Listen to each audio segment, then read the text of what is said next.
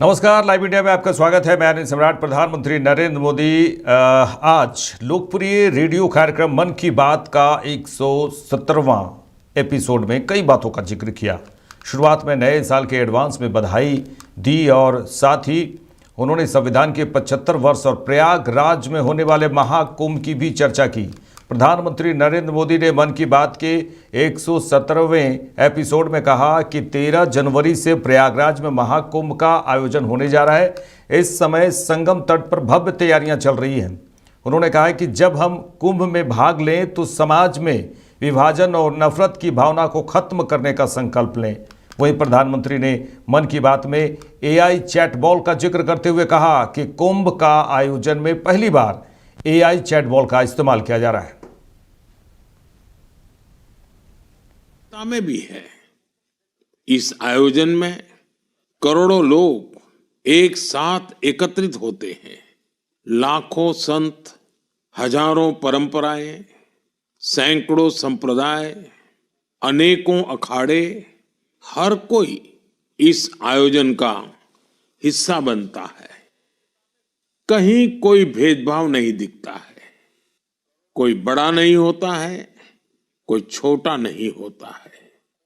अनेकता में एकता का ऐसा दृश्य विश्व में कहीं और देखने को नहीं मिलेगा। इसलिए हमारा कुंभ एकता का महाकुंभ भी होता है। इस बार का महाकुंभ भी एकता के महाकुंभ के मंत्र को सशक्त करेगा। मैं आप सबसे कहूंगा, जब हम कुंभ में शामिल हो तो एकता के इस संकल्प को अपने साथ लेकर वापस आए। हम समाज में विभाजन और विद्वेष के भाव को नष्ट करने का संकल्प भी लें। अगर कम शब्दों में मुझे कहना है तो मैं कहूंगा, महाकुंभ का संदेश, एक हो पूरा देश। महाकुंभ का संदेश, एक हो पूरा देश। और अगर दूसरे तरीके से कहना है तो मैं कहूंगा, गंगा की अविरल धारा, न बटे समाज हमारा। गंगा की अविरल धारा, न बटे समाज हमारा। साथियों, इस बार प्रयागराज में देश और दुनिया के श्रद्धालु डिजिटल महाकुंभ के भी साक्षी बनेंगे। डिजिटल नेविगेशन की मदद से आपको अलग अलग घाट, मंदिर, साधुओं के अखाड़ों तक पहुंचने का रास्ता मिलेगा। यही नेविगेशन सिस्टम आपको पार्किंग तक पहुंचने में भी मदद करेगा। पहली बार कुंभ आयोजन में AI चैटबॉट का प्रयोग होगा। AI चैटबॉट के माध्यम से 11 भारतीय भाषाओं में कुंभ से जुड़ी हर तरह की जानकारी हासिल की जा सकेगी। इस चैटबॉट से कोई भी टेक्स्ट टाइप करके या बोलकर किसी भी तरह की मदद मांग सकता है। पूरा मेला क्षेत्र को AI पावर्ड कैमरा से कवर किया जा रहा है। कुंभ में अगर कोई अपने परिचित से बिछड़ जाएगा तो इन कैमरों से उन्हें खोजने में भी मदद मिलेगी। श्रद्धालुओं को digital lost and found centre की सुविधा भी मिलेगी। श्रद्धालुओं को मोबाइल पर गवर्नमेंट अप्रूव्ड टूर पैकेजेस, ठहरने की जगह और होम स्टे के बारे में भी जानकारी दी जाएगी। आप भी महाकुंभ में जाएं तो इन सुविधाओं का लाभ अवश्य उठाएं। और हाँ, #एकता का महाकुंभ के साथ अपनी सेल्फी जरूर अपलोड करिएगा। बिहार धार्मिक बोर्ड के अध्यक्ष और महावीर मंदिर ट्रस्ट के सचिव किशोर कुणाल के निधन पर केंद्रीय मंत्री गिरिराज सिंह ने कहा कि आचार्य किशोर कुणाल का देहांत हम सभी के लिए दुखद है और समाज के लिए अपूरणीय क्षति है। वे सिर्फ एक प्रशासनिक अधिकारी नहीं थे। जब उन्होंने सेवानिवृत्ति ली तो भी उन्होंने आध्यात्मिक दुनिया से अपनी छाप छोड़ी। मंदिर किस तरह लोगों की सेवा कर सकते हैं मंदिर में, पटना का हनुमान मंदिर इसका एक उदाहरण है। आचार्य किशोर कुणाल जी का देहांत हम सबों के लिए दुखदाई है। अपूरणीय क्षति है समाज के लिए। किशोर कुणाल जी एक केवल प्रशासनिक अधिकारी नहीं थे। जब वो आईपीएस के रूप में काम कर रहे थे तो भी उन्होंने अपना एक छाप छोड़ा था एडमिनिस्ट्रेशन का, और जब वो रिटायरमेंट के बाद आध्यात्मिक जीवन में भी अपना एक छाप छोड़ा, चाहे राम मंदिर अयोध्या का हो, चाहे हनुमान मंदिर, मंदिरों से कैसे समाज की सेवा की जा सकती है, ये महावीर मंदिर पटना सबसे बड़ा लोगों के लिए उदाहरण है, एग्जाम्पल है। आज कैंसर का अस्पताल, आज बच्चों का अस्पताल, आज हड्डी का अस्पताल, उन्होंने एक बड़ा बहुयामी कहा जाए तो वो एक ऐसे व्यक्ति थे जो बहुयामी विलक्षण प्रवृत्ति के थे और हर क्षेत्र में उनका एक स्थान अपना रहा है। किशोर कुणाल जी हम सबों के बीच में नहीं रहे, इससे बड़ा दुख हमको तो नहीं, पूरे समाज को भी इससे दुख है। उनके परिवार को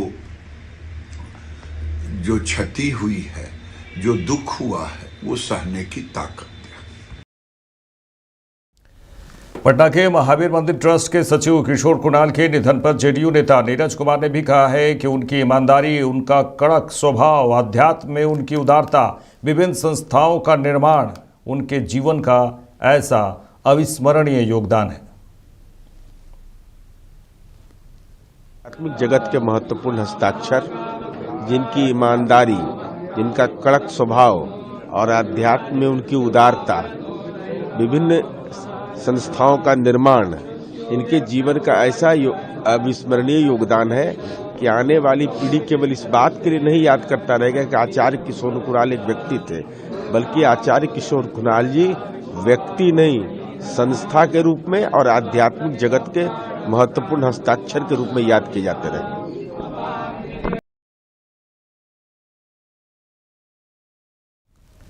जम्मू कश्मीर की बात करें तो देखिए, जम्मू कश्मीर की भद्रवाह घाटी हिमपात के बाद बर्फ की चादर में ढकी नजर आ रही है। वीडियो ड्रोन से शूट किया गया है। ये तस्वीर हम आपको दिखा रहे हैं जहां जम्मू कश्मीर के भद्रवाह घाटी हिमपात के बाद किस तरह से बर्फ की चादर से ढकी नजर आ रही है। वहीं नहीं, जम्मू कश्मीर के कई क्षेत्रों की तस्वीर हम लगातार आपको दिखाएंगे जहां कश्मीर की खामोश वादियों ने सफ़ेद चादर ओढ़ ली है।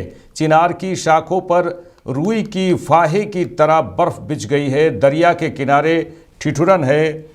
डल झील का पानी की बात करें तो बर्फ में तब्दील हो गया है। एक खूबसूरत वादियों को देखने के लिए हज़ारों की संख्या में, लाखों की संख्या में लोग यहाँ पहुँच रहे हैं।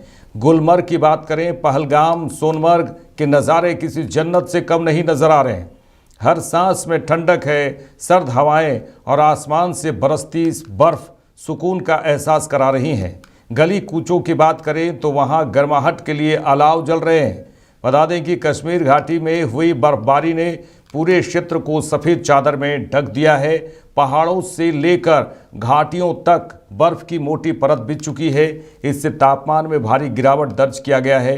गुलमर्ग, सोनमर्ग और पहलगाम जैसे पर्यटन स्थलों पर बर्फबारी का शानदार नज़ारा देखने को मिल रहा है और लोग नज़ारा देखने के लिए पहुंच रहे हैं। स्थानीय प्रशासन ने सड़कों से बर्फ हटाने और यातायात बहाल करने के लिए मशीनें तैनात की हैं। पर्यटन उद्योग के लिए बर्फबारी वरदान साबित हो रहा है। देश विदेश से आए पर्यटक कश्मीर की बर्फीली वादियों का आनंद लेते दिख रहे हैं। स्थानीय होटल और व्यवसायों में रौनक बढ़ गई है। गुलमर्ग और पहलगाम सहित कश्मीर के प्रतिष्ठित पर्यटन स्थलों पर चहल पहल बढ़ गई है। पर्यटक सर्दियों की इस खूबसूरत का लुत्फ उठा रहे हैं। आपको बता दें कि पर्यटक बर्फ से ढके पहाड़ों के लुभावने नज़ारे को कैद कर रहे हैं, मोबाइल में कैद कर रहे हैं। बच्चों की हंसी हवा में गूंज रही है। बर्फबारी ने घाटी को परफेक्ट वंडरलैंड में बदल दिया है, जिससे माहौल में खुशी और उत्साह भर गया है।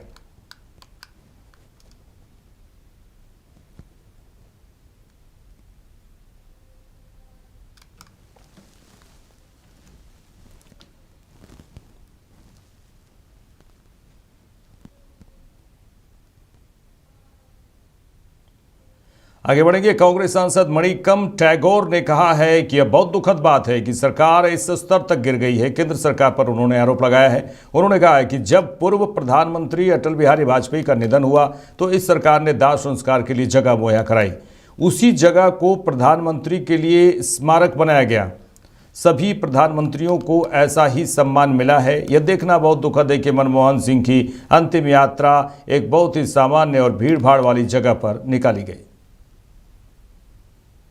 Very sad thing that the government has stooped to this level, and because the previous Prime Minister Atal Bihari Vajpayee ji passed away in 2018, the government provided a place to have the last rites, and that same place was made as the sthal also for the Prime Ministers like Charan Singh ji, Chandrasekhar Sahab, Rajiv ji, Indira ji, and Pandit ji, all the prime ministers has some the same in the Yamuna river front.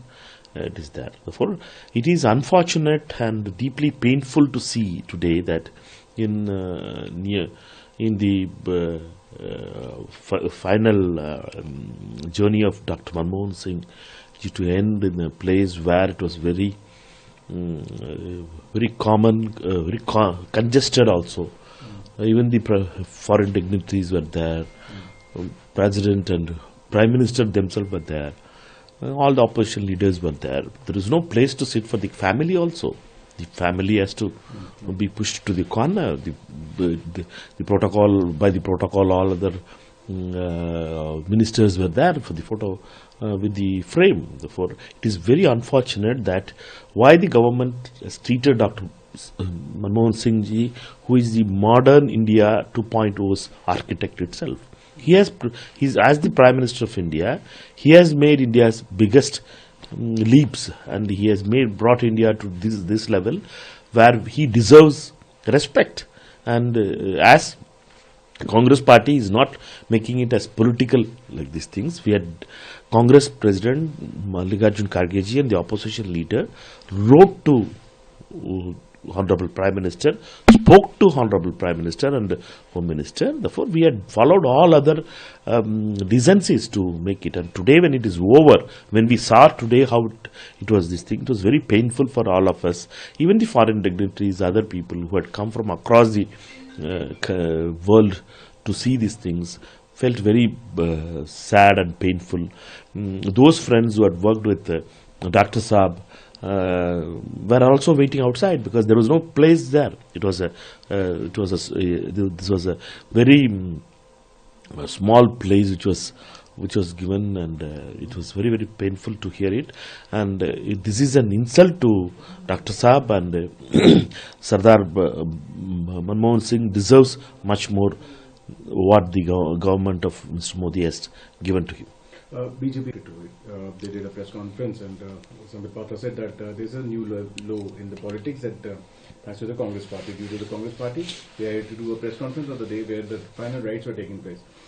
He said that the cabinet wrote a letter to Congress and Dr. Singh's family, where the cabinet said that we should build a memorial in his name, so the country and the world remember the name and his positive work. This is the narrative which the BJP is saying, the fight for the memorial. They said that they will give the memorial.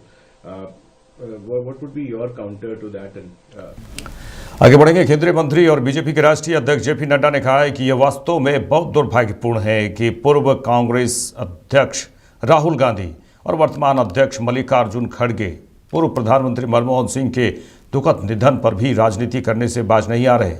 Congress की इस सोच की जितनी निंदा की जाए कम है। ये वास्तव में बहुत ही दुर्भाग्यपूर्ण है कि कांग्रेस के पूर्व अध्यक्ष राहुल गांधी और वर्तमान में अध्यक्ष मल्लिकार्जुन खड़गे जी देश के पूर्व प्रधानमंत्री सम्माननीय मनमोहन सिंह जी के दुखद देहावसान पर भी राजनीति करने से बाज नहीं आ रहे। कांग्रेस के इस घटिया सोच के लिए जितनी भी निंदा की जाए वो कम है। कांग्रेस जिसने डॉक्टर मनमोहन सिंह को जीते जी कभी भी वास्तविक सम्मान नहीं दिया, अब उनके सम्मान के नाम पर राजनीति कर रहे हैं। ये वही कांग्रेस है जिसने पीएम मनमोहन सिंह जी को के ऊपर सुपर पीएम के रूप में मैडम सोनिया गांधी जी को बिठा करके पीएम पद की गरिमा को धूमिल किया, उसे नीचा दिखाया। यही नहीं, पीएम मनमोहन सिंह जी का अपमान जिस तरह से राहुल गांधी ने अध्यादेश ऑर्डिनेंस को फाड़ करके किया था, इसकी कोई दूसरी मिसाल नहीं दिखने को मिलती है। और आज वही राहुल गांधी पूर्व प्रधानमंत्री स्वर्गीय मनमोहन सिंह जी के मौत पर भी राजनीति कर रहे हैं। गांधी परिवार ने अपने परिवार को छोड़कर देश के किस बड़े नेता को सम्मान दिया है और न ही उनके साथ न्याय किया है, चाहे वो कांग्रेस पार्टी से हो या विपक्ष से हो, चाहे वो बाबा साहब अंबेडकर हों, देश के पहले राष्ट्रपति राजेंद्र बाबू हों, सरदार पटेल हों, लाल बहादुर शास्त्री जी हों या फिर पीवी नरसिम्हा राव जी हों, प्रणब दा हों, सीताराम केसरी जी हों, श्रद्धेय अटल बिहारी वाजपेयी जी हों, अन्य दूसरे किसी भी बड़े नेता को कांग्रेस और गांधी परिवार ने सदैव उनका अपमान किया है। कांग्रेस नेताओं और उनके समर्थकों ने तो श्रद्धेय अटल बिहारी वाजपेयी जी के देहावसान पर के बाद भी उनका अनवरत अपमान किया। इसके कई उदाहरण मौजूद हैं। पूर्व प्रधानमंत्री आदरणीय मनमोहन सिंह जी की समाधि के लिए आदरणीय प्रधानमंत्री श्री नरेंद्र मोदी जी के नेतृत्व में सरकार ने जगह भी दी और परिवार को सूचित भी किया है, फिर भी कांग्रेस झूठी खबरें फैला रही है। वैसे कांग्रेस का इतिहास याद रखने की जरूरत है। 23 दिसंबर 2004 को पूर्व प्रधानमंत्री श्री नरसिम्हा राव जी के निधन के बाद दिल्ली के राजघाट परिसर में समाधि स्थल बनाए जाने की मांग की गई थी, लेकिन उस समय सोनिया गांधी जी ने उनको नामंजूर कर दिया था। उनके पार्थिव शरीर को कांग्रेस के दफ्तर में जगह तक नहीं दी गई थी। कांग्रेस नहीं चाहती थी कि नरसिम्हा राव जी का अंतिम संस्कार दिल्ली में हो और बाद में उनका अंतिम संस्कार हैदराबाद में किया गया।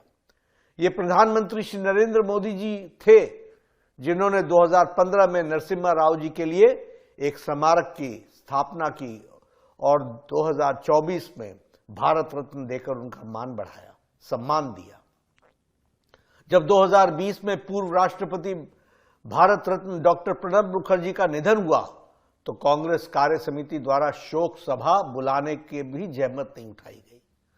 कांग्रेस को याद हो या न हो, लेकिन उनकी याददाश्त के लिए मैं बता देना चाहता हूं कि बीजेपी सांसद मनोज तिवारी ने आपके राष्ट्रीय संयोजक अरविंद केजरीवाल के बयान पर कहा कि कांग्रेस और आपके साथ चुनाव लड़ा था, उनके बीच जो समझौता हो रहा है होता रहे, जनता दोनों को ही नकार देगी।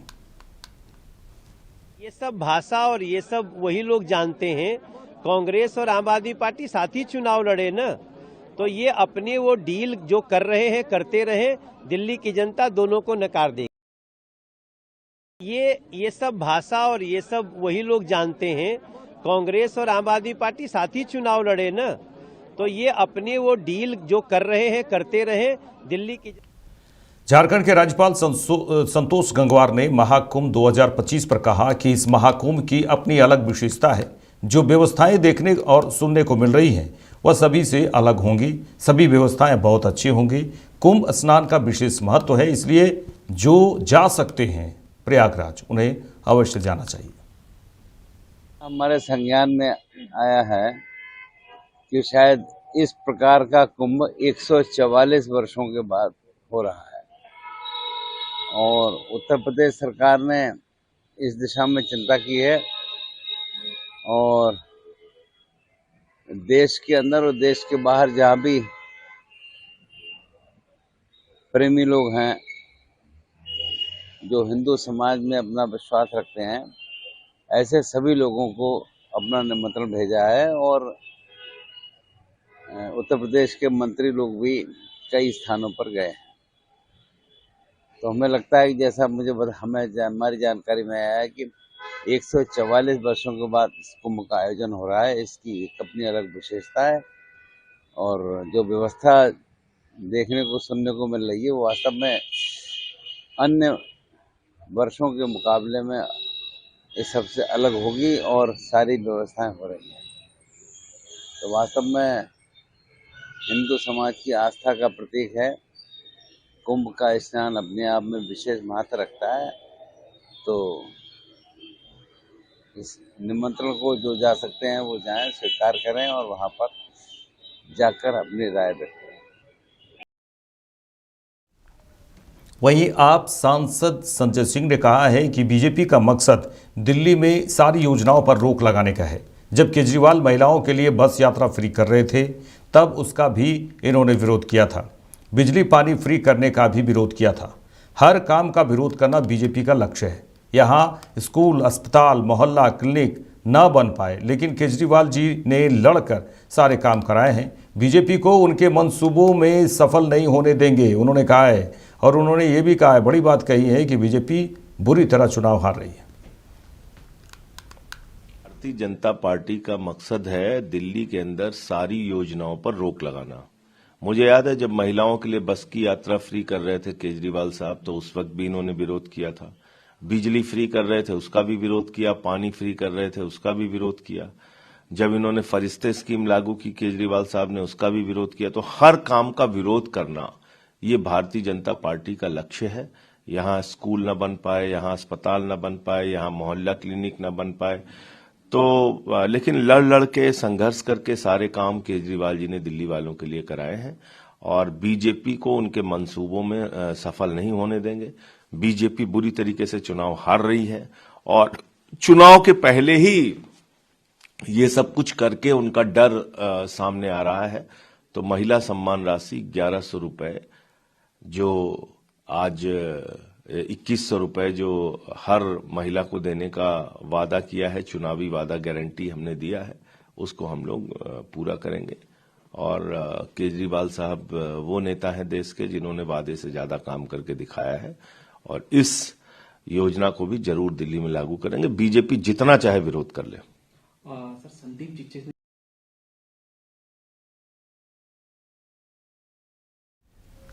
आगे बढ़ेंगे। देखिए, नालंदा जिले से एक बड़ी खबर आ रही है। एक तरफ जहां जलवायु परिवर्तन को रोकने के लिए वन विभाग के द्वारा हरे भरे पेड़ लगाने का काम किया जा रहा है, लगातार काम किया जा रहा है, वहीं दूसरी तरफ हम आपको तस्वीर दिखाएंगे।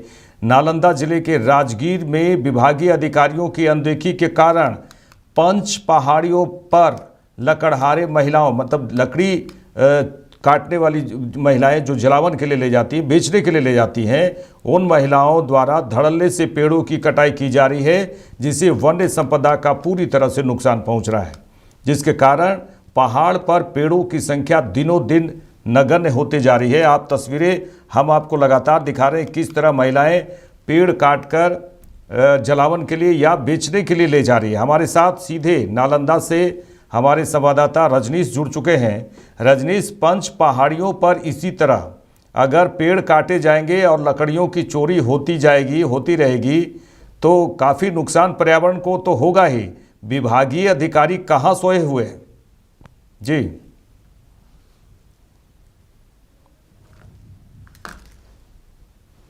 द्वारा भरे भरे पेड़ कटाई की जा रही है, जिनमें कि वन संपदा की नुकसान पहुंच रही है। धीरे धीरे पहाड़ों पर हरे भरे पेड़ समाप्त होते जा रहे हैं। वन विभाग के अधिकारियों से संपर्क किया गया तो बोलने से परहेज कर रहे हैं। नहीं, अब देखिए, वन विभाग के अधिकारी अगर बोलने से परहेज करेंगे तो इससे तो नुकसान पर्यावरण को होगा ही। कहीं ना कहीं क्या लगता है आपको, इसमें वन अधिकारियों की भी मिली भगत है? सर, वो बात ही नहीं कर पाते हैं सर, हम लोग से बात ही नहीं करते हैं सर। परहेज करते हैं, इस मामले में कुछ बताने से ही परहेज कर रहे हैं पदाधिकारी। देखिए, हैरान करने वाली बात ये है कि अगर वन अधिकारी इसीलिए नियुक्त किए जाते हैं कि पेड़ों की रक्षा की जाए और पर्यावरण को सुरक्षित किया जाए, लेकिन वन अधिकारी अगर नहीं बात करेंगे किसी से, आप हमारे संवाददाता से या किसी प्रकार, तो निश्चित तौर पर एक सवालिया निशान तो उठता ही है विभागीय अधिकारियों पर। जी बताइए। जी रजनीश, बताइए। बता दें कि सर, जब फोन लगाया जाता है तो बोलते हैं कि इस पर जांच की जा रही है, बस जांच करके वो हमारी टीम काम कर रही है, वही बता के। चलिए हम जो तस्वीर दिखा रहे हैं दर्शकों को, ये नालंदा की किस जगह का है ये दर्शकों को बताइए। और ये जो महिलाएं हैं जो पेड़ काटकर जो लकड़ियां बंडल में ले जा रही हैं, इसे सर्किल में भी हम दर्शकों को दिखा रहे हैं कि किस तरह से चोरी छिपे ले जाया जा रहा है। ये महिलाएं क्या करती हैं? महिलाएं जो है वो उसे जलावन के लिए, खुद के जलावन के लिए ले जा रही हैं या फिर बेचने का काम करती है? ये मामला राजू के पंच पहाड़ियों के बीच की है सर। और ये लोकल जो महिला है जो मैंने लकड़ी काटते हैं वो जलावन के लिए भी, आप बेचने के भी काम करते हैं। तो ये सिलसिला लगातार हर दिन का है या फिर विभागीय स्तर से कोई कार्रवाई करने पर रुक सा जाता है? लेकिन क्या लगता है कि हर दिन हो रहा है? प्रतिदिन की जा रही है, विभागीय के द्वारा कोई कार्रवाई नहीं की जाती है। जी चलिए, तमाम बातचीत के लिए रजनीश आपका शुक्रिया। तो दर्शकों को मैं बता दूं कि किस तरह से वहां पर धड़ल्ले से पेड़ की कटाई की जा रही है। और देखिए यहाँ हम आपको दिखा रहे हैं, एक लाल घेरे पे दिखा रहे हैं किस तरह महिलाएं एक तरह से कहा जाए वन विभाग के अधिकारियों से छिपकर ये बंडल बनाती है लकड़ियों का और उसके बाद बाज़ार में बेचने का भी काम करती है। लेकिन एक तरह से कहा जाए कि अगर वन अधिकारी अगर आंख मूंद कर अगर सोए हुए हैं तमाम मामलों को लेकर, अगर उनसे पूछा जाता है कि ऐसा क्यों हो रहा है, तो उसका जवाब ये कहते हैं कि कार्रवाई की जा रही है, लेकिन कार्रवाई होती नहीं है। लेकिन सवालिया निशान अब वन अधिकारियों पर भी उठ रहे हैं कि क्यों पेड़ की कटाई हो रही है और महिलाएं ले जा रहे हैं, धड़ल्ले से ले जा रहे हैं। कहीं ना कहीं मिली भगत है, क्या कुछ है। सर, वन अधिकारियों को इस ओर ध्यान देने की ज़रूरत है, नहीं तो ये सवालिया निशान तो उठेंगे ही। हालांकि पर्यावरण को काफ़ी नुकसान पहुंच रहा है क्योंकि पहाड़ पर पेड़ों की संख्या दिनों दिन कम होते जा रही है।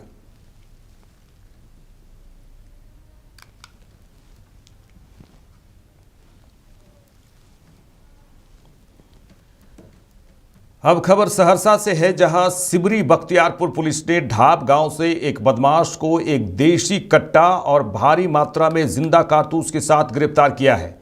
सिमरी बख्तियारपुर एसडीपीओ मुकेश कुमार ठाकुर ने जानकारी देते हुए कहा और ये बताया है कि बख्तियारपुर थाना अध्यक्ष अजय कुमार पासवान को सूचना मिली कि थाना में दर्ज कांड का एक फरार अभियुक्त अपने घर आया हुआ है। उसे गिरफ्तार करने के लिए सिमरी बख्तियारपुर पुलिस ढाब गांव पहुंची और उसके घर में जब छापेमारी करना शुरू किया तो अंधेरे का फायदा उठाकर वो भाग निकला। इसके बाद पुलिस ने उस घर की तलाशी ली तो घर के एक कमरे में एक व्यक्ति सोया हुआ था जो पुलिस को देखकर इधर उधर भागने लगा, जिसे पुलिस ने पकड़ लिया। जब कमरे की तलाशी ली गई तो एक लोडेड देशी कट्टा बरामद किया गया, 30 गोली भी बरामद किए गए हैं। फरार व्यक्ति की गिरफ्तारी के लिए छापेमारी की जा रही है, जिसे जल्द ही गिरफ्तार कर लिया जाएगा। 27 दिसंबर 2024 की रात्रि को विशेष छापेमारी अभियान के तहत सिमरी बख्तियारपुर पुलिस थाने से sub inspector Sushil Kumar Singh, sub inspector Narendra Kumar Singh और इनके साथ जो है सशस्त्र बल की एक टीम कांड संख्या 376-24 में फरार अभियुक्तों की गिरफ्तारी के लिए जो है सिमरी बख्तियारपुर के अंतर्गत ढाब वार्ड नंबर 12 में जवाहर यादव पिता स्वर्गीय दाहो यादव के घर पे गई। तो इनके जवाहर यादव के घर पे जैसे ही पुलिस की टीम पहुंची, सिमरी बख्तियारपुर पुलिस की टीम, तो अंधेरे का फ़ायदा उठाकर एक व्यक्ति वहां पर पुलिस को देखकर भाग गया, फरार हो गया। और जब इनके घर की तलाशी ली गई तो इनके घर में रुदल कुमार पिता जवाहर यादव ये पाए और उनको जो है पुलिस के हिरासत में लिया गया। और इनके घर की जब तलाशी ली गई तो घर में जो बेड था उसमें तकिया के नीचे में एक देसी कट्टा पाया गया और देसी कट्टा को अनलोड करने पे एक जिंदा कारतूस और साथ ही कपड़े के एक बिंडोलिया में 30 जिंदा कारतूस बरामद हुआ। इसके बारे में जब पूछा गया तो कोई स्पष्ट जवाब नहीं दिया गया। तो इसमें रुदल कुमार पिता जवाहर यादव इनकी गिरफ्तारी हुई है और इस संबंध में सिमरी बख्तियारपुर में कांड संख्या 582-24 दर्ज किया गया है और इसमें आगे की कार्रवाई की जा रही है और गिरफ्तार अभियुक्त को न्यायिक हिरासत में भेजा जा रहा है।